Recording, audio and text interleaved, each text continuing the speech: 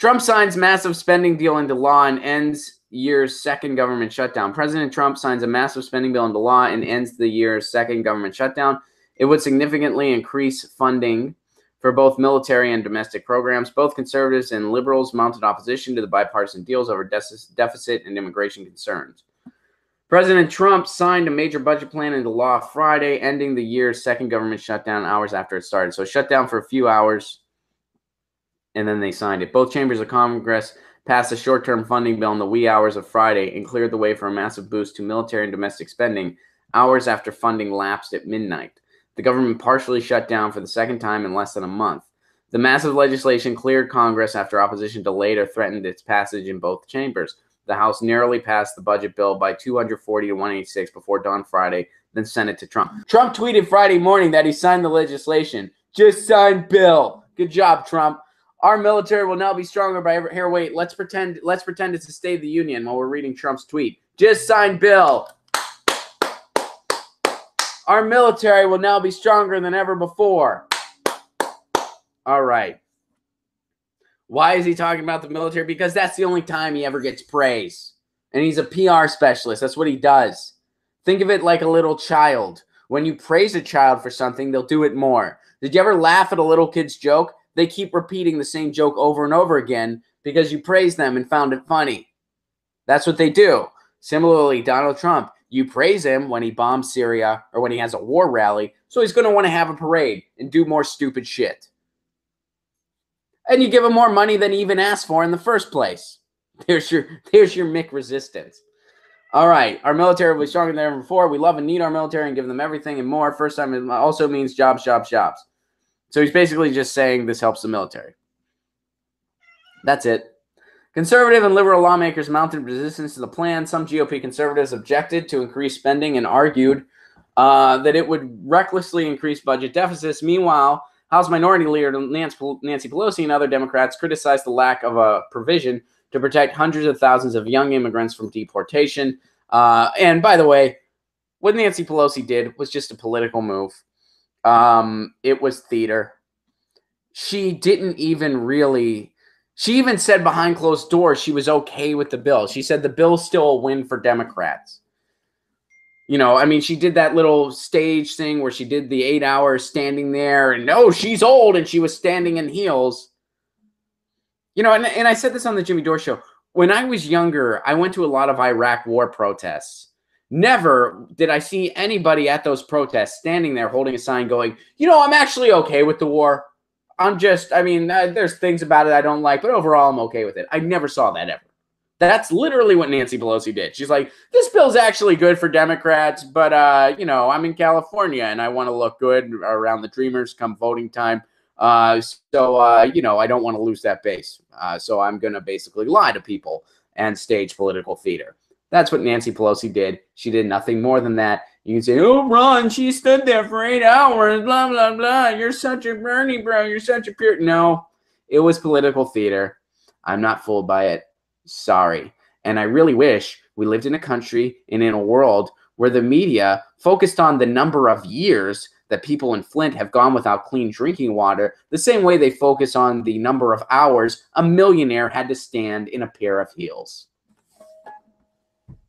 Big fucking deal. All right. People stand for 8 hours a day in all kinds of jobs, and they're underpaid for it. Mostly because of poor leaders like Nancy Pelosi.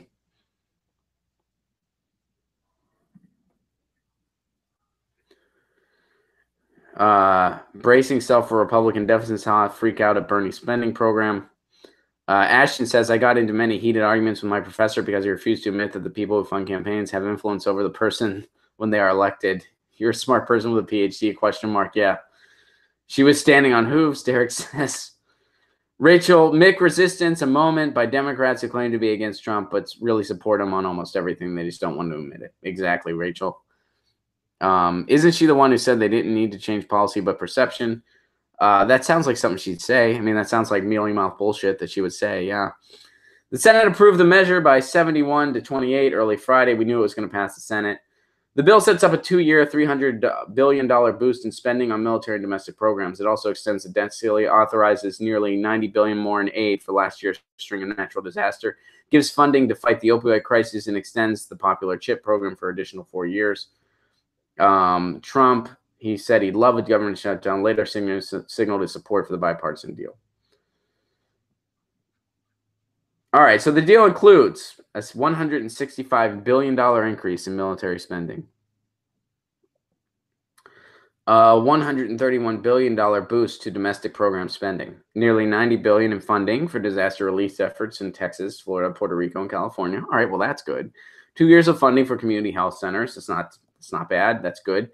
Another 4-year extension of the CHIP. They knew they were going to do that, and that's a good thing, but we knew they were going to do that.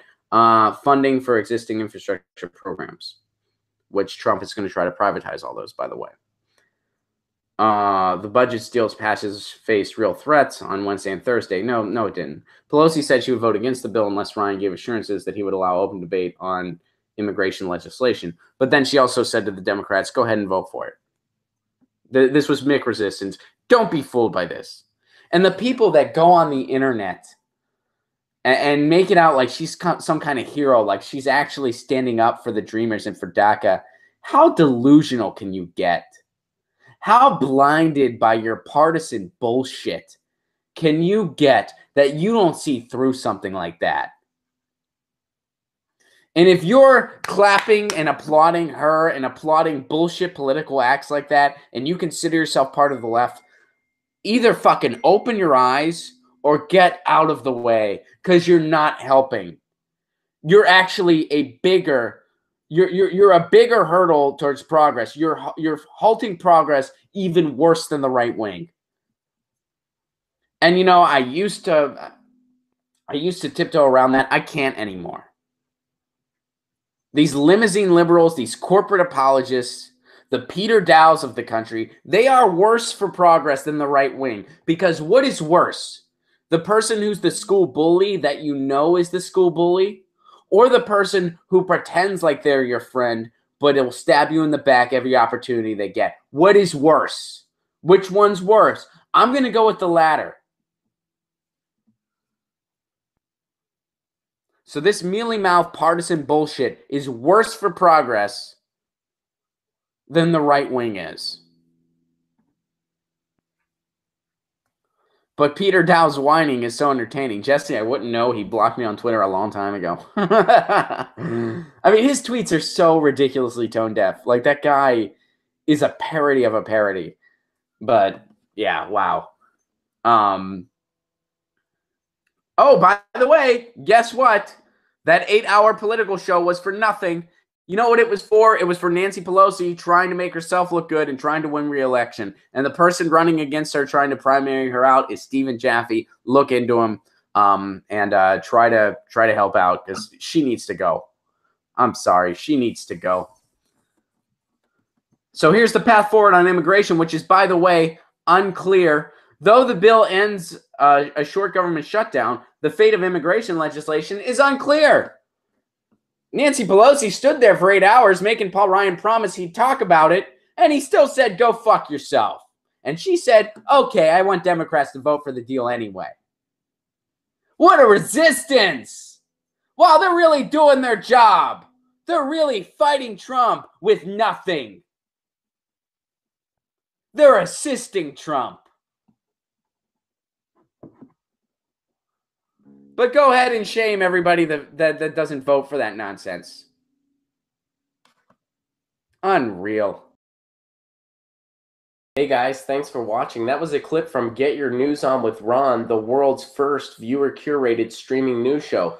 What does that mean? That means I log on to a stream and people tweet me articles over on Twitter at Ron Placone, or they use our Reddit subsection, which is just Get Your News On with Ron over on Reddit.